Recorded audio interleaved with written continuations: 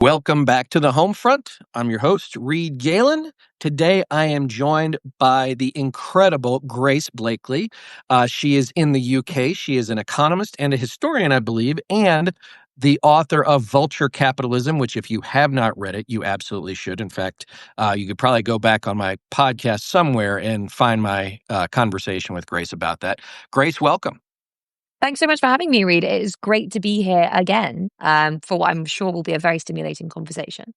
Well, I will do my best. Anyway, so earlier this week, you wrote a piece on the 22nd, so I guess that was Monday, entitled "The U.S. Economy is a House of Cards."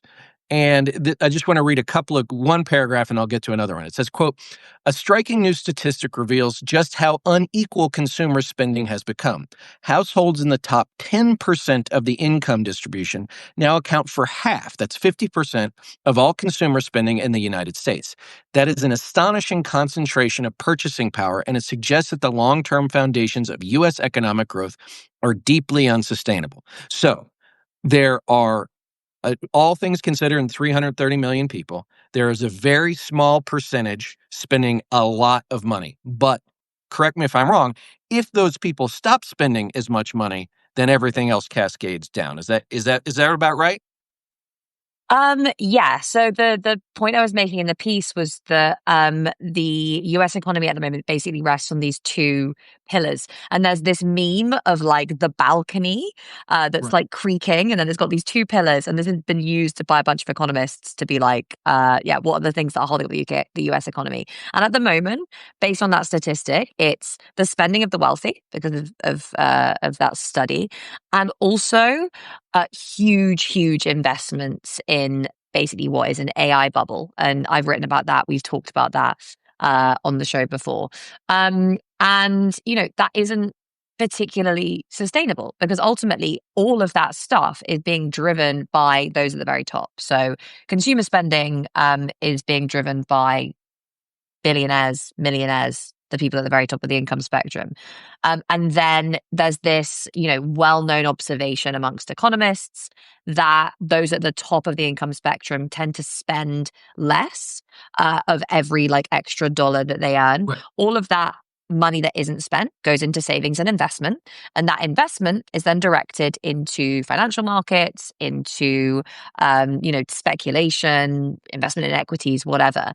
And most of the investment that's taking place in the economy at the moment is just getting channeled one way or another into this extraordinary amount of spending that's going into AI. So the big tech firms are spending literally trillions on building out this AI boom. And a lot of that is coming from lending from financial institutions. So if you're invested in the finance sector in any way, then, that cash is also going into that AI boom. If you have direct investments in any of the big tech companies, which you will if you have a pension or any savings, it's all going into that AI boom. So, that is not a recipe for a particularly sustainable round of economic growth when you have spending and investment being driven by a small number of wealthy households going into what is essentially a speculative bubble. It's kind of reminiscent of like pre-1929. We have this unequal economy, and all of that kind of saved wealth is just being channeled into speculation. So a couple of things. So this is yet more proof, if we didn't need 45 years of it, that trickle-down economics does not work, right? Yeah. It does not trickle. And if it does, it's almost by accident. Or maybe it's the sloshing over the edge of the bucket, right? It's not. I remember years ago, there was a guy, I think he was out of Seattle, who had been part of a family business, very, very wealthy. It might have been a billionaire. He wrote it in Politico like 10 or 12 years ago. He's like, even as wealthy as I am, there's only so many houses I can buy. There's only so many cars I can drive. But the thing is, even for me, I can only use those things one at a time, right? I can't live in two houses. I can't fly in two planes. And his was sort of a betrayal of his own class, which is people like me should pay higher taxes, which I know your subsequent piece was about. I wasn't thinking so much pre-1929, but 25 years ago with the tech bubble, the original tech bubble, which I think, many people here probably remember. I remember my dad working for one of those, those speculative firms. And when it went belly up, like they got an email that said, like, leave everything on your desk as it is, touch nothing, get up and Wow. leave. Right. That's Um, crazy. and then the second piece, talking to a friend of mine who knows this stuff, I know almost nothing about AI, is that so much of it also is so many of the startups are just basically built on top of OpenAI or one of the other companies, right? Like they're not actually doing Yeah. anything new. They're just basically creating a shell on top of somebody else's stuff. So and then I want to get also to the job creation issues, but tell us so how much, because let me back up. I'm sorry to be so No, inarticulate, no, it's fine. but also that so for all of the money going in, how many different things can an AI company or AI companies do that aren't already being done somewhere else? So I guess the input and the output also seem to be wildly skewed. So this basically comes back to the fact that there are just a few companies building LLMs, large language models, of which ChatGPT is one, Claude is another, which is built by Anthropic. Google Right. has Gemini. And these LLMs take a vast, vast amount of data and time and resource to build. But once you've built them, you can use them for a number of different purposes. And you can also use them to train other models through a process called distillation, which some people say is how DeepSeek was created, basically like using pre-existing LLMs to build a new LLM. I won't go into too much detail about how this whole process works, but basically you are using generally publicly available data. So like ChatGPT, for example, just like scraped Right. content off the internet, particularly Reddit, right? Tons and tons of Reddit threads in the early stages to use it to train this model, just to like show it how language works, like how people can construct sentences, what they're asking about, et cetera, et cetera. The more data you feed into it, the more kind of effective it gets, until the point, at which we get ChatGPT 4, which is suddenly this like, big step forward in terms of, you know, really how these LLMs are interacting with their users, which is the main thing, rather than necessarily how sophisticated or intelligent they are. It's really about the user experience that they're able to give and how they're able to kind of mimic what it would be like to talk to another real person. And, eventually they do get kind of better answering questions and scraping more data. So once you have those few kind of big LLMs that have been created, you then have to figure out how to commercialize them, right? So there's a really good book that talks all about this called Empire of AI, about how the race for artificial general intelligence, which was initially what I'm a lot of writing these this down. companies. I'm not ignoring you, Yeah, but if I do forget it. it. No. The race for artificial general intelligence was initially scattered into a number of different groups of people who all believed we would get there in different ways. Some said it was like robotics. Some said, it was through language, right? But what ultimately came to light was that these language-based models were likely to be the ones that were going to be the most profitable, the most commercializable, and have the most potential uses in, corporate settings, whatever. So all of the money and all the research ended up going into the LLMs. The kind of robotic side of it was less focused on. All the other elements of it were less focused on. And so you ended up having this kind of embedded relationship between perceptions of what was going to be profitable and where all the money and the technology and the investment was going, right? But it wasn't really clear that how these products would be used. It was clear that they would be useful Right. and that there would be certain companies that would pay money for them, but it Right. wasn't clear how they were going to sustainably generate profits over the long term. And in that sense, the tech bubble is a really good analogy, because everyone got really excited about the tech bubble, about tech, basically, about the internet in the Right. 1990s. And loads and loads of investment went into any firm that said, we are using the internet. And then the telecoms companies got involved and they were like, we could do this internet thing too. We're going to lay all this fiber optic cable, which is going to Right. provide the foundations for the internet revolution.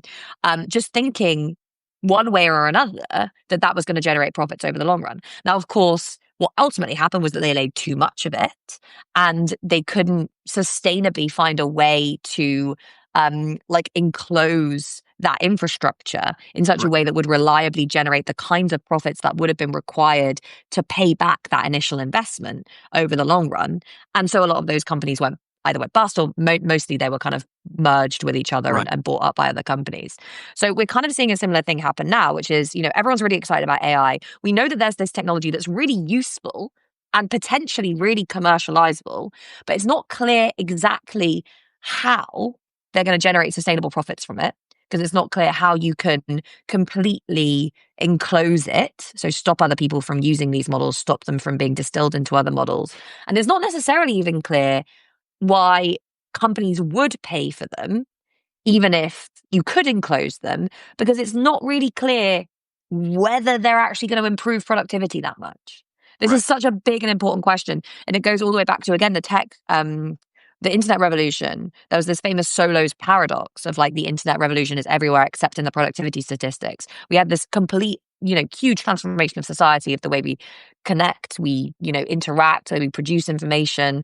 And it didn't immediately, very clearly, or even arguably over the long run, make us massively more productive in terms of output per hour worked, right? No, we And just there's an printed more argument. emails. We printed more Exactly. emails and wasted Yeah. more paper.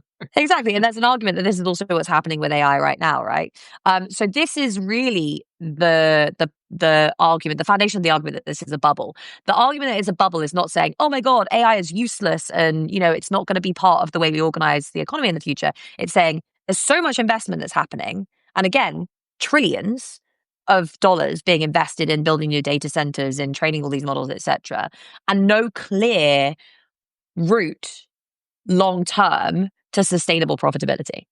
Right. And so just on that front too, like OpenAI is technically a nonprofit, Mm. right?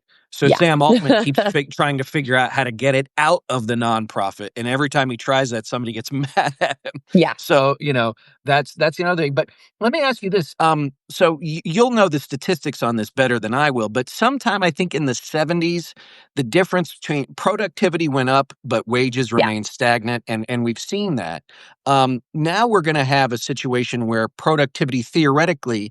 Look, I was texting with a friend last night about doing a Substack Live, and they sent me a calendar thing from Skej, Skej, which is an Mm. AI driven, basically assistant. Person doesn't. I don't know if there's a subscription or whatever it is. A friend of mine also said works for some tech-ish company. They just laid off 30% of their headcount, all in the admin space, because again they went to one of these types of Mm. scheduling things. So my question is, what happens when productivity continues to go like this, but wage growth doesn't stay stagnant, but in fact starts to fall off a cliff? Because now, Grace, what are you going to do with all the damn people? Okay, so let's get into this because there's so much going on here.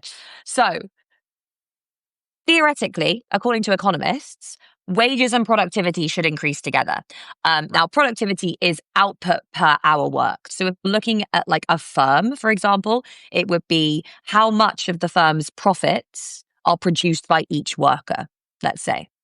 So when you have, fewer workers producing more output, you've got higher productivity. Now, the economists argued that those two things would go up together. So basically, that when productivity increased, firms would pay workers commensurately with the increase in their productivity. So if you suddenly got, on average, if the average workers got 10% better at their job, their wages would go up 10%, right? And for a while, that did hold true when we had strong unions. Then what happened? 1980s, unions completely destroyed, and the mechanisms that workers had to demand wage increases in line with productivity broke down. That was, Thatcher, Reagan, etc. Also, all the other changes in the economy that ended up skewing power away from workers and towards those at the top. And so what that meant was the gains from growth went to those at the top. Profits. You saw the profit share of national income increasing, particularly in the US, much faster than the wage share. So the economy was still growing, productivity was still increasing, but the gains from that growth were going to those at the top. The way in which we were generating growth also changed. So, we started to see much more emphasis on basically like finance-led growth. And in the US, this As you ultimately called it, obviously. America as the world's head office. Yeah, exactly. Right.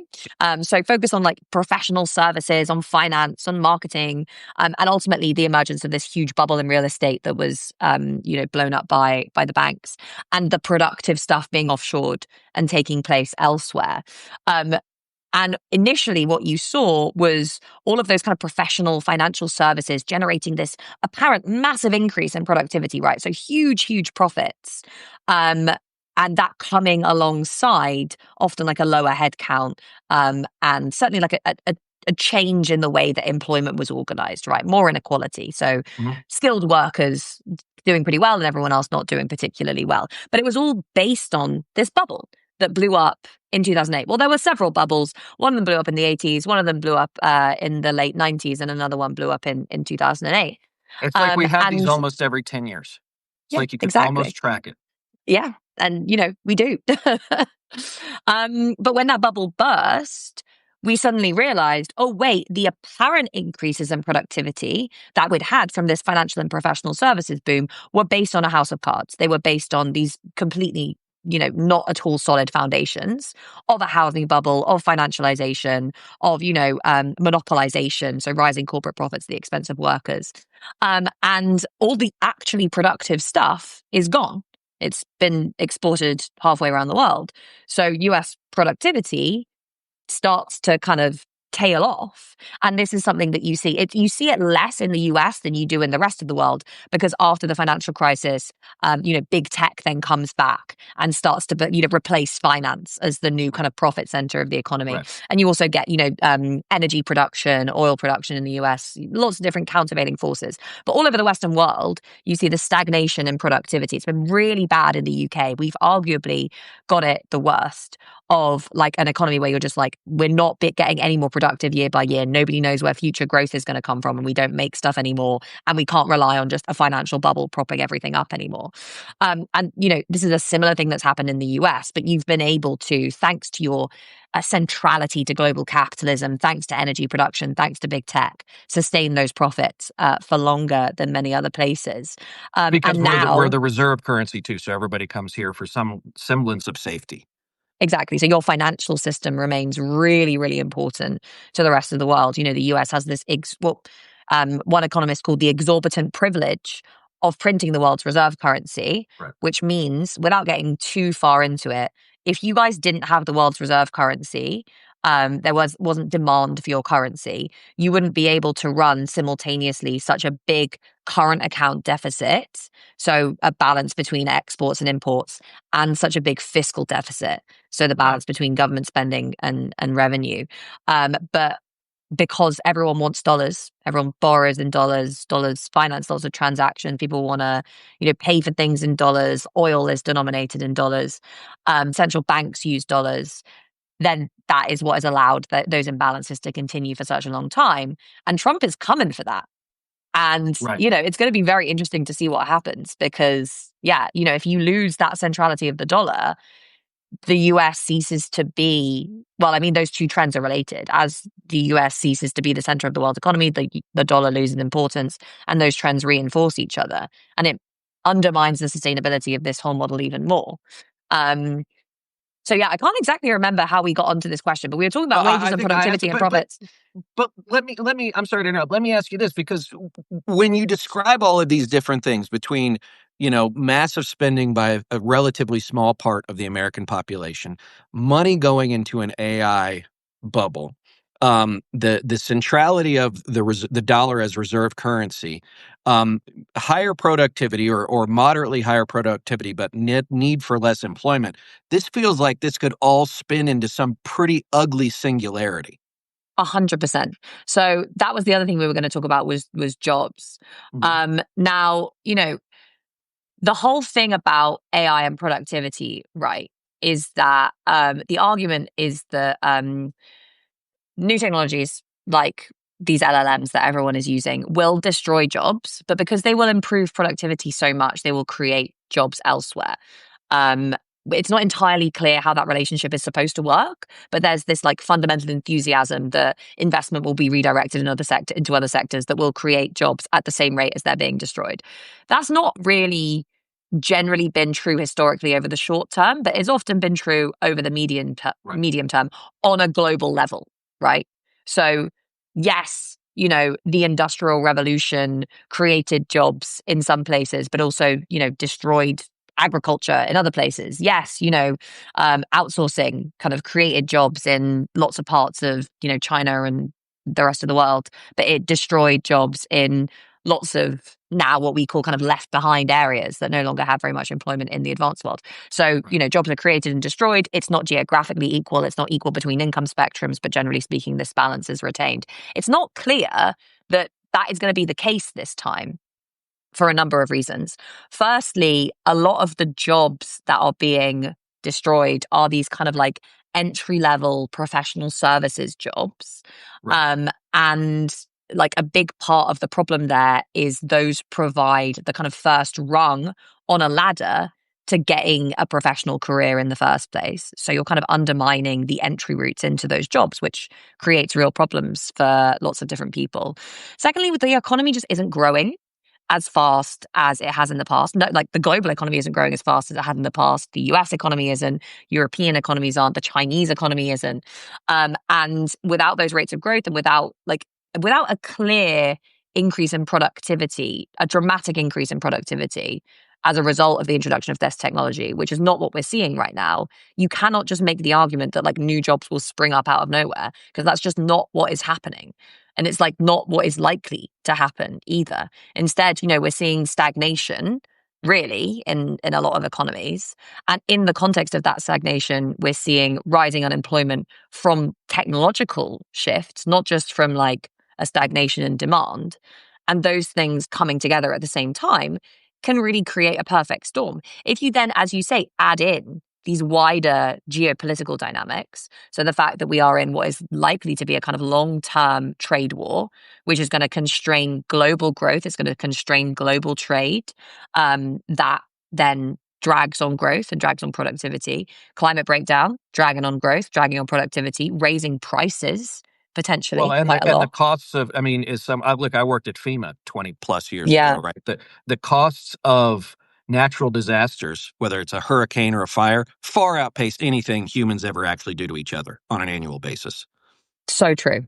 And that's then, an extra cost, right? It drives up inflation. It makes it harder for people to buy things, like all of that sort of stuff. Well, And then there's the like in dynamics. the state of Florida, right? Homeowners insurance is almost impossible to come by. Right, Yes. because insurers are like, "Bah." I mean, we got dropped here. I live in the mountains of Utah. We got dropped the summer of 24 for fires. There's Mm. never been a fire within 25 miles of our house, but you know what? Didn't matter, right?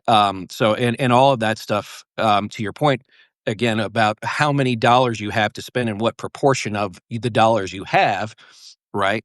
Less a percentage of my income, but if you are somebody who had a 2-bedroom A-frame on the Gulf Coast of Florida, right? That could be a significant portion if it's even possible for you to insure your house anymore. And then you're basically, if a hurricane hits, you're left with a pile of splinters. And what are you supposed to do then?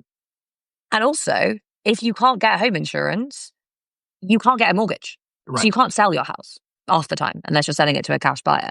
There's an argument that this is potentially the root of another financial crisis, when entire parts of the country, particularly the US, become uninsurable, and therefore it's very hard for anyone to get a mortgage in those places, and therefore house prices collapse, and therefore even if you do have a house, your equity is destroyed potentially, and banks start thinking, okay, well, I've lent against a house that is now not really worth anything. So they maybe start calling in their debts. That's potentially the route to a really significant financial crisis. So there's that. Yeah, go ahead, because then that actually brings me to the last point, but the last point of your Yeah, piece, go but I didn't ahead. want the conversation to stop there. Go ahead, though, please. Well, the only other thing I was going to say is that if you add in then all the dynamics that we're seeing now around the erosion of the power of the dollar. So like imagine you have this big financial crisis where it becomes way harder to insure a bunch of homes. There's a big natural disaster. The insurance companies refuse to pay out and the government has to pick up the slack, right? But at the same time, the power of the dollar has been steadily eroded over time, which is what we're already seeing right now. I wrote a Right. piece on this a while ago. There's loads of different dynamics that go into it. I'll direct people to that later, but because it's not worth like digging into it right now. But in that context, if you have a huge increase in the amount of money that the US government is spending because of a financial crisis combined with a natural disaster at the same time as people don't want dollars as much as they did in the past, that's a recipe for a huge financial crisis as well. That's potentially a recipe for, okay, we have to now increase interest rates massively in the US just to deal with this fiscal crisis. And then you're increasing interest rates at the same time as you need to borrow more to clean up after this mess. That's going to get passed. It's not going to get passed on to the billionaires. I can tell you that right now. It's going to get But passed on to working people. but let me ask you that, because you noted you mentioned President Trump and Scott Bessent and all of them, who are pressuring the U.S. Federal Reserve to lower rates.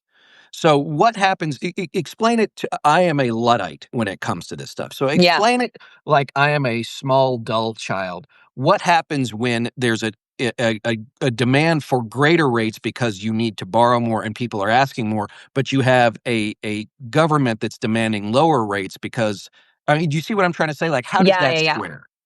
So think of interest rates as like the price of money, and the supply and demand of that money should determine the price of that money. This is very abstract for now, but just like have this in the back of your Okay. mind. So if you have lots of demand for dollars, right, and not very much supply, the price of dollars is going to go up. If in the other case, if nobody wants dollars and there's loads of them in circulation, then the price of dollars goes down relative to other countries' exchange rates. Now, what central banks tend to do is increase interest rates when people don't want dollars as much anymore. This is what often happens in really poor countries, right? When there's, a run on the currency, the government can't pay its debts, nobody wants, rubles anymore. So the Let's Russian call it central bank. Argentina for argument's sake. Exactly. The central bank increases interest rates loads and says, if you buy rubles or Argentinian pesos and put them in this Argentinian bank, you're going to get 10% interest, Right. right? So then you, as someone who's, trading in international markets, thinks, okay, I can get a good rate of return if I buy rubles and put them in this Russian bank, or pesos and put them in this Argentinian bank. So it's the mechanism of kind of trying to suck back money into Right. a country in which you're losing it. It's often used to kind of stabilize exchange rates, for example. But it's also used in the domestic economy as a way to kind of equilibrate total supply and total demand, because it affects how much it costs to borrow. So if you have an economy that's overheating, inflation is really high, everyone's going out and buying loads of stuff, you rise interest rates, it increases the amount it costs to borrow, and then people stop borrowing as much, they stop investing as much, they're, less likely to start a new business or take out new credit card debt, and then the economy slows down. In the other direction, if, you've got a recession, governments will cut interest rates because they want businesses to borrow more money to build a new factory, which creates Because you jobs. need consumption. Exactly. And you need investment, primarily investment. Right. Investment is arguably more important than consumption in these Okay. contexts. So you've got these two often conflicting ways in which interest rates are being used. And that becomes really important during moments of crisis. Usually they're kind of in sync. These two mechanisms, the exchange mechanism and the domestic demand mechanism, but sometimes they get out of sync, particularly during moments of crisis. And when we're talking about, Bessent and Trump and everyone else knows this, the reason that they want interest rates lower is not just because they want jobs in the US and they want the economy to be booming. It's also because they want to bring down the value of the dollar as a way of kind of like waging a currency war against China, because that's what they think China is. It's true. It's what China has been doing. It's artificially undermining the value of its own currency to make its exports more competitive. Trump is now like, well, why don't we just do that? If we like deflate the value of the dollar, then we can make our exports more competitive. Everyone will want to buy our stuff because it'll be so cheap, relatively speaking. That'll bring loads of jobs back. The issue is that if in doing so, you undermine the role of the dollar as the world's reserve currency, you basically undermine the entire foundation of not just like the US's role in the global economy, but like the entire infrastructure of a global economic system that was constructed in the wake of the Second World War, Right. where the dollar was placed at the center. So because then you we were the start getting only like, country. We had been everything, right? We had been the bank. We had been the armory. We had been the army. I mean, the Russians obviously had a lot bigger army, but the point is that, and we had an industrial base that was booming and untouched by war. Exactly. Yeah. Right. So if you undermine all of that at the same time, you can get a crisis. Oh, and by the way, what we haven't talked about as well, you mentioned sanctions. This is another way in which the US has been undermining the centrality of its own currency in international financial markets for decades, not just under Trump. Because the more that they've used this sanctions weapon, the more countries that are kind of in some way, not necessarily like enemies with the US, but maybe like seeking strategic independence from the US, the more they start thinking, okay, well, if I use the dollar too much and I get subject to sanctions, my entire economy, my entire financial system is screwed. So I need to start building up new relationships, new links, and using different kinds of currencies to facilitate trade if I don't want to get caught in this trap. And this is exactly, by the way, what Russia has been doing for the last 10-ish years. It's why its economy was relatively more stable than people thought after the imposition of sanctions, because they knew what was going to happen because of the sanctions that were introduced before. So they've already been moving away from dollars. Russia and China have announced this huge deal recently of announcing more trade. I think it was allowing Russian firms to borrow in renminbi in Chinese financial markets. So they're announcing more links outside of the dollar system, And which is outside of the huge. straight guns for money. Yeah, exactly. Yeah, 100%. So yeah, Or this guns whole for system has oil, been excuse me, crumbling for a guns for while. oil. That's what I meant to say. Yeah. Also, yeah, that's also, I mean, it's guns for money, money for oil, oil for guns. Right, There's this like triangular right. system that the UK is super involved in as well. Like Saudi Arabia sells oil to the US and like uses the money to buy weapons from BAE Systems in the UK. And we then, buy loads of stuff from the US. It's a whole kind of dark circle. Right.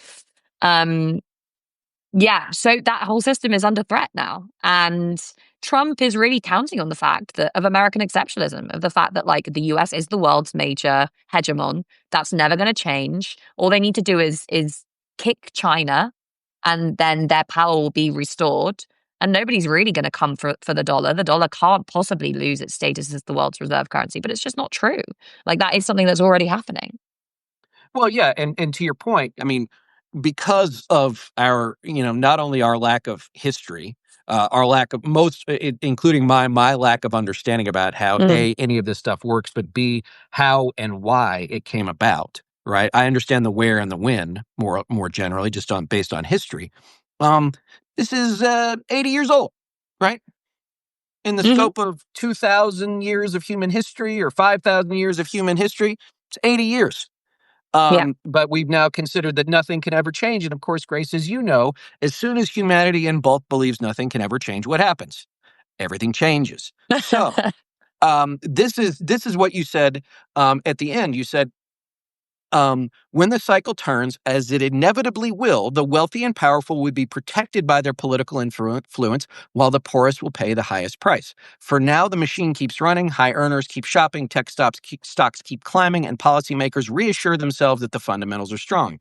But a system that relies on the consumption of the richest and the froth of an AI bubble, I like that, is one shock away from crisis. And so, I think back to you watch the movie like The Big Short, right? Like Yeah. there was just one thing where it's like, it's what was the sort of underlying thing? Like number goes up. Everything's fine as long as number goes up, Yeah. right? But as soon as number flattens or number goes down, everything goes to hell. Yeah. Yeah, that is basically it, right?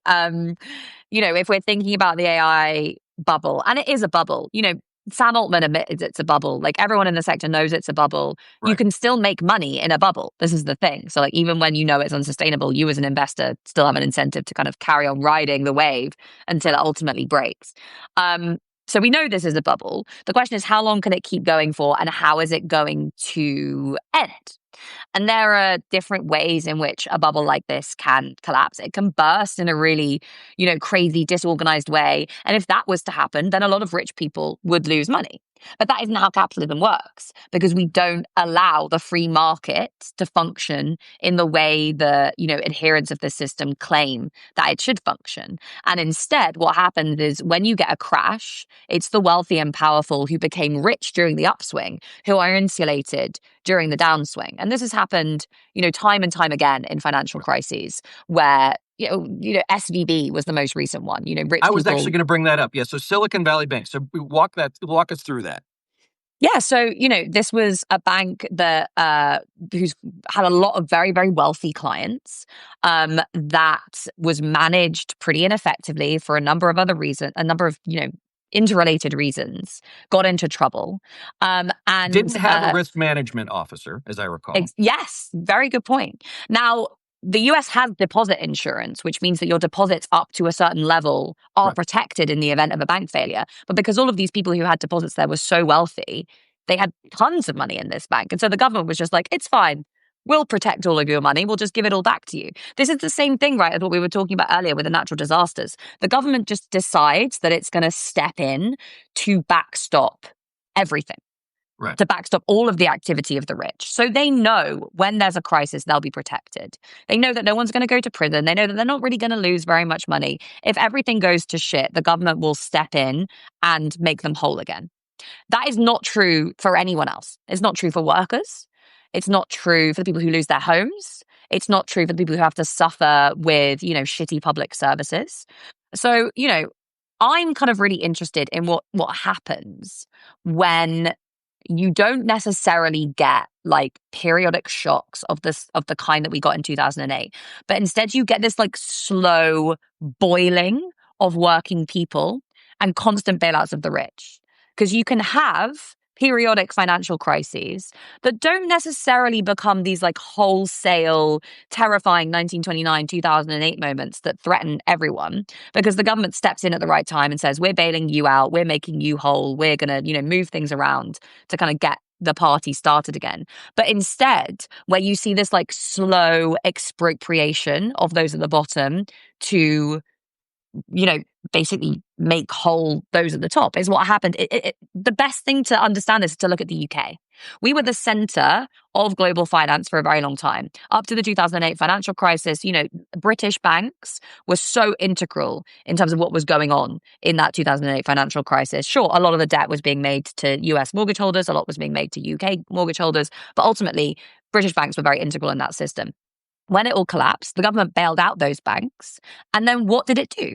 It said, to pay for this bank bailout, we are going to have to stop paying for the NHS, paying for social care, paying for education, paying for unemployment insurance. We're going to have to introduce a round of severe austerity that leads to cuts to public services so that ordinary people can't afford to pay their bills, they can't afford to pay their rent, they are much more likely to lose their jobs, maybe even lose their homes, but we're going to make sure that the bankers are all okay.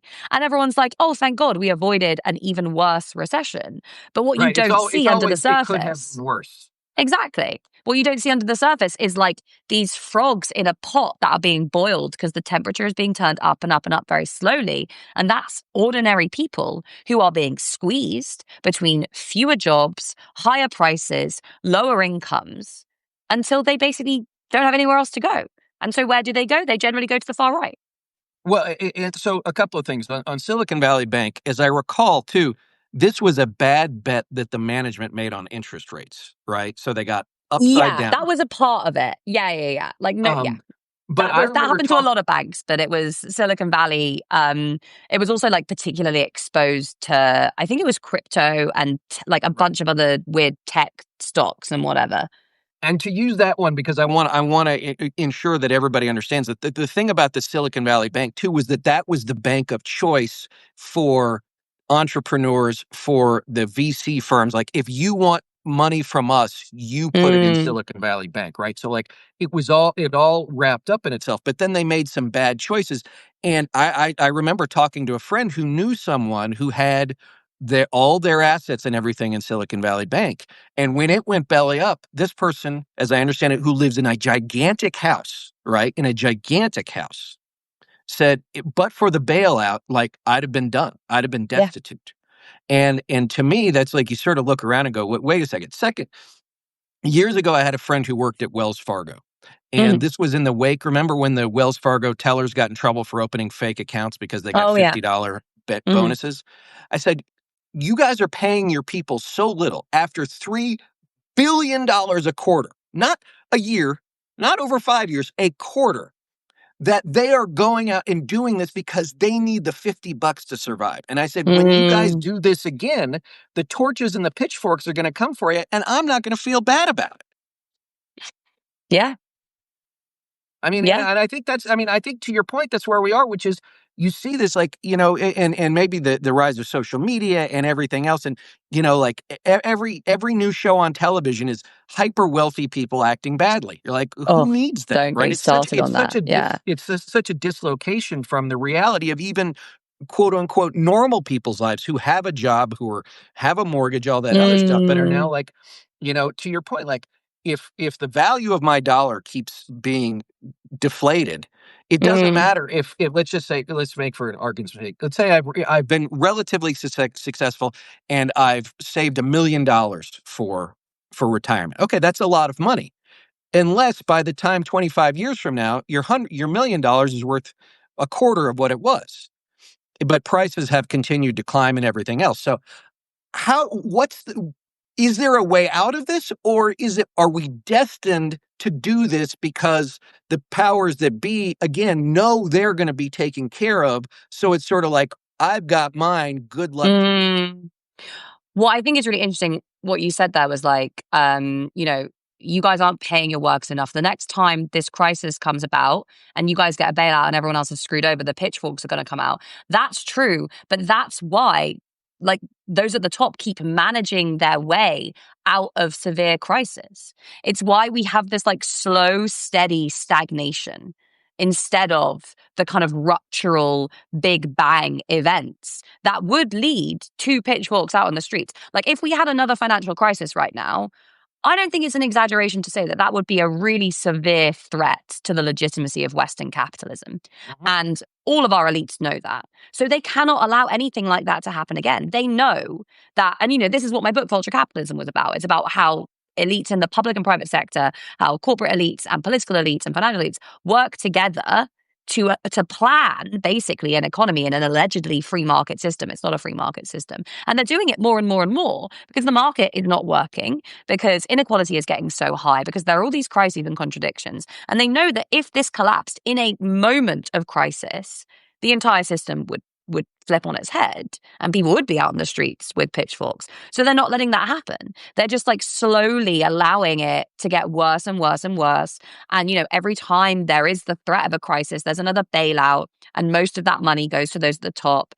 And then, there's all these incentives and structures put in place to try and get the party going again. This is what quantitative easing was all about. The central banks creating new money to purchase assets, right? Right. They were like, okay, we've had this big crisis, but we need to get the party started again. So we're going to create loads of new money, use it to buy financial assets to get the prices of those assets rising again. So if you own assets, if you're wealthy, that's going to increase the value of those assets and make you wealthier. And everyone else just experiences stagnation and decline. There's a great statistic from all the way back in 2019 that showed that the average worker in the US in purchasing power terms was no better off in 2019 than they had been in 1979, just flat.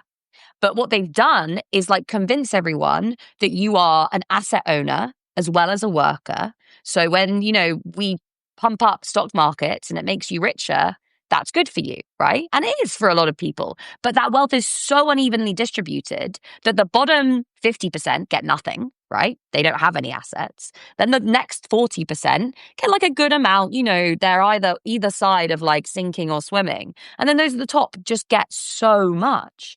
And we don't notice it because it doesn't happen through these like massive shocks. It's just wired in to the way our economy works. And that just leaves people feeling really angry, really disempowered. And I wrote a piece the other day about how that disempowerment leads to the rise of the far right. And that is ultimately where I think we're going. Well, and this is, I've said this now literally, I think, Grace, on like 7 straight Substack lives, which is, and I don't know why it took you probably had this epiphany a long time ago because you're far, far smarter than I am. But I don't when I think that's hear true. That's people true. talk about people voting against their interests, right? Mm, It's not that they're voting against their interests. It's that their interests were ignored for so long or actively worked against so long that the only thing they had left was anger and resentment. And so they said, exactly. if you're not going to give me anything, I'm going to go to the guy with the blowtorch, right? Because at least he's going to do something. Yeah. Right. And then the follow-on part of that, too, is apathy, which is people are like, it doesn't matter anyway. What Mm, difference does it make? I look out my window. My life doesn't change, at least not for the better.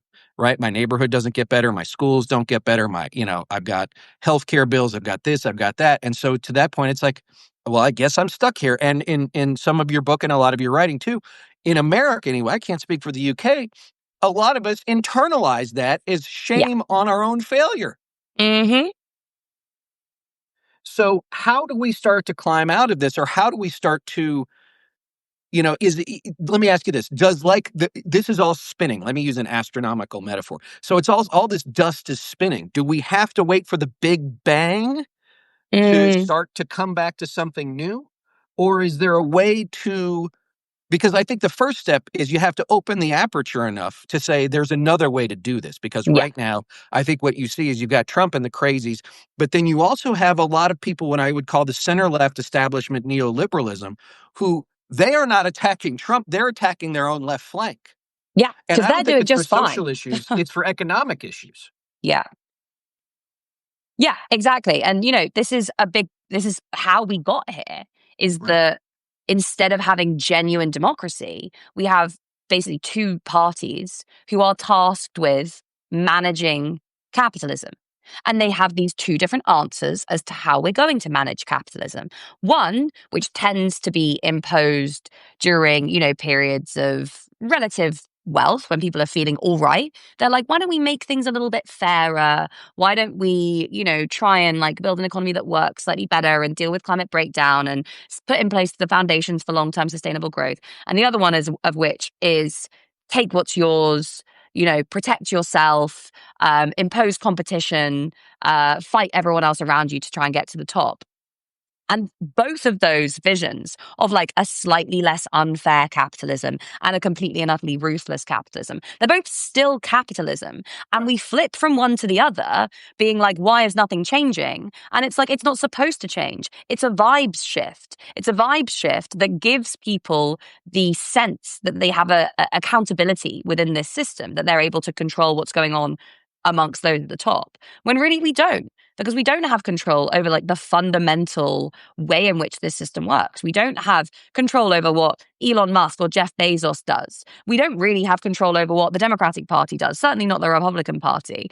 These people are making decisions based on a pretty in-depth analysis of what their interests are, which comes through them hanging out at drinks parties, going to think tank events, doing what they do and schmoozing and saying, okay, well, ExxonMobil wants me to do this, but Nvidia wants me to do this. So how do I balance the interests of all these different interest groups that are weighing on me? They don't care about what ordinary people want.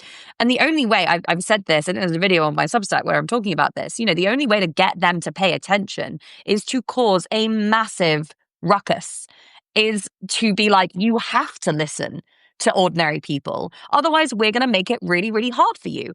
This is what's happening right now in Italy. In Italy, they are having a mass general strike throughout the whole country where workers across so many different sectors are just not working because they're really angry about what's going on in Gaza. This right-wing government then sent a warship to protect the flotilla that's trying to get to Israel, that's got a lot of Israeli ships, got a lot of Italian ships in it, to protect that, because they were so worried about the general strike. They were like, our economy is going to completely collapse if we don't get people back to work. So we will do whatever it is that you want us to do. This has been historically the only way that political change has happened, is when enough people are out on the streets saying, if you don't listen to us, we will shut it down.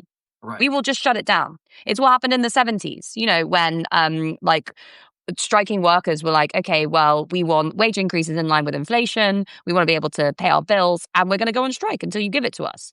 The response to that was neoliberalism. It was Thatcherism. It was, we are going to wage war on ordinary people. We're going to use the police, use the military, Right. to fight back against people protesting so that we don't have to listen to you.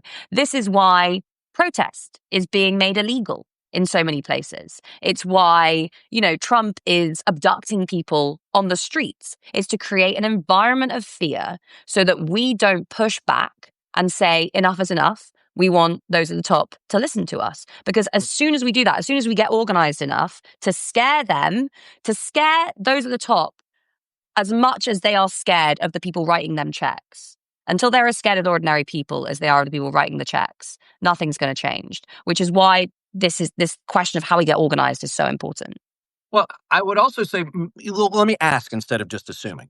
I Yeah. think, I think, Grace, we saw a little bit of that this week when we saw that in the wake of Charlie Kirk, Jimmy Kimmel was Yeah. pulled off the air for a couple of days at the behest 100%. of this stuff. And then, our group, the union, and many other groups said, get rid of your subscriptions now. I got rid of Disney Plus. I got rid of Hulu. Yeah. I'm not going back. And I think it cost them something like $4 billion, right? Mm-hmm. And even then, Bob Iger's like, wait.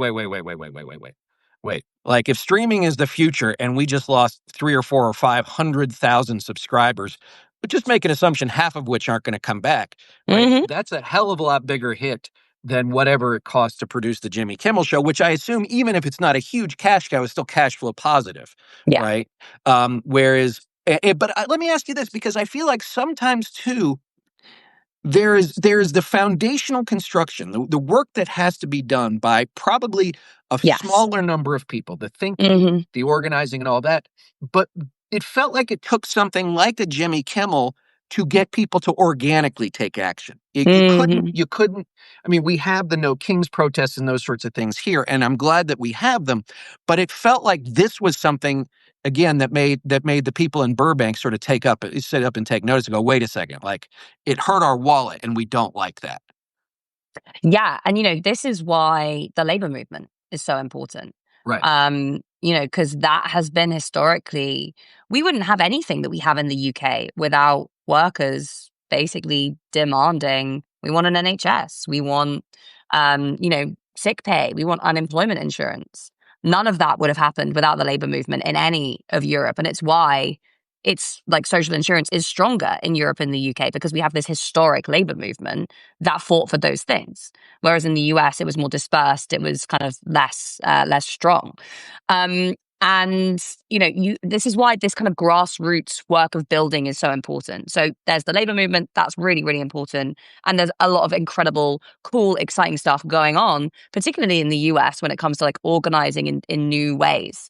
But also, let's think about community organizing, for example, right? Like there's loads of fascinating case studies of tenants coming together, particularly in places where there are these big commercial landlords like Blackstone buying up entire poor areas, generally like Black areas as well. And those communities saying, no, enough is enough. We are organizing into a tenants union and we're not going to pay our rent because this is completely unfair and unaccountable. So that, like, as you were saying, that kind of groundwork, that like grassroots work of like building power in your workplace, in your community, on the streets, that is the foundation of that wider organizing effort. And you're right, because like you can get these spontaneous flashes of rage that come out at moments like the Jimmy Kimmel thing.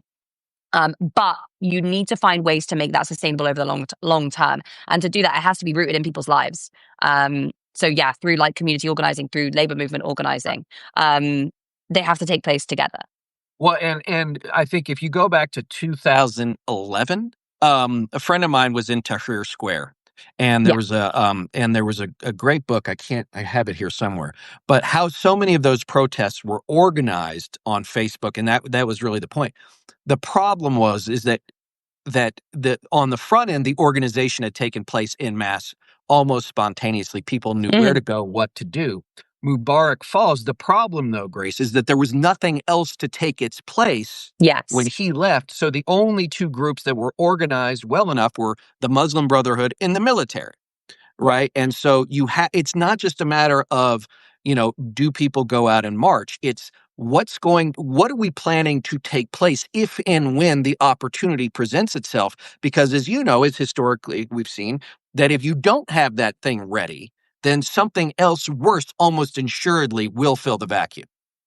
Yeah. And I mean, this is why it's been so important to take over the Democratic Party, to take over the Labour Party, to make sure that those institutions are captured by corporate interests so that there can be no alternatives. The whole doctrine of neoliberalism in the 1980s was to say there is no alternative. And Right. to make that true, you have to crush alternative movements that might have brought that into being. What I will say is that, you know, that's not just because the Democratic Party, just because most center-left parties that would formerly have taken the fight of working class people into the state, just because they've been captured, doesn't mean that there aren't other options. Like, it's going to look different in different places because of the different electoral systems. But Right. I know in the US, there are a bunch of like extremely cool, fascinating progressive people who are running for office everywhere. And the Democratic establishment is absolutely terrified of those people. It's not just Zoran Mamdani. It's like a bunch of other people who are organizing. I don't know if you know, I keep seeing this guy who I really love for his like progressive Christian message, James Tallarico, Oh, who's sure. like, I'm we're going to taking on interview the him down in billionaires. Texas. Yeah, I'm going to interview I him in the keep next seeing couple of him. weeks. Are you? I love him. I think he's amazing. He's so cool. I see stuff Right. like that and I'm like, that's amazing. In the UK, we have the Green Party, a new leader of the Green Party, who is literally doing this anti-oligarchy progressive message. We have your party, which, as you may have seen, has come through a little bit of turmoil in the last few days because the personalities who are leading this project are often ruled more by ego than the desires of the rest of the movement, which you see on the You left a mean lot. the Republicans? The Your Party project, which was like Jeremy Corbyn and a few other Sorry, people sorry. trying to set I up a thought you meant new. my party. No, Yeah, sorry, go this ahead. is in the UK. Yeah, so I was just saying we have the Greens, we have this new party, which, well, let's see what happens. There have been some teething problems. You have all over Europe progressive movements, new political parties, either taking on existing party infrastructure or building new stuff. And it's often easier in Europe because they have different electoral systems that represent more parties. So it's going to look different in different places. But just because those parties have been taken over doesn't mean we can give up hope on the electoral route altogether. Like, we do need to have some form of representation for progressive politics, whether that's within the Democratic Party, whether it's outside, whatever. Like, that needs to take place. And it is taking place. It's just a question of making sure we're kind of bringing those movements together and building them up. So let me ask you And this: as Reed, someone who, I oh, have to go in 2 minutes because I yeah, have another meeting. absolutely, But absolutely. All right, I perfect. will. No, listen, I have taken so much of your time, so we'll No, leave it thank here. you. We'll do it again soon. Yes. Grace, before I let you go, first and foremost, thank you. Second, where can everybody find you on Substack? Where else can they find you? Where can they find your work? Yeah, so please do follow me on Substack. It is at Grace Blakely, and I'm sure you'll be able to find me on there. Instagram as well, I'm just at Grace Blakely. And then I'm on all the other places, TikTok, Blue Sky, X. I don't really use it anymore, all at Grace Blakely. But if you want to read any of the stuff that I've referenced, it'll all be on my Substack, which will be linked in this. So thanks so much for having me, Reed. It was so great to talk to you again. No, thank you, Grace. As always, gang, you can find me on the home front on YouTube, all the other places too, Reed Galen. This video, if you missed the beginning of it, I will be posting it a little bit later today, also over on YouTube and my podcast. Grace, thanks so much. Thank you, Reed. Bye. Bye-bye, everybody.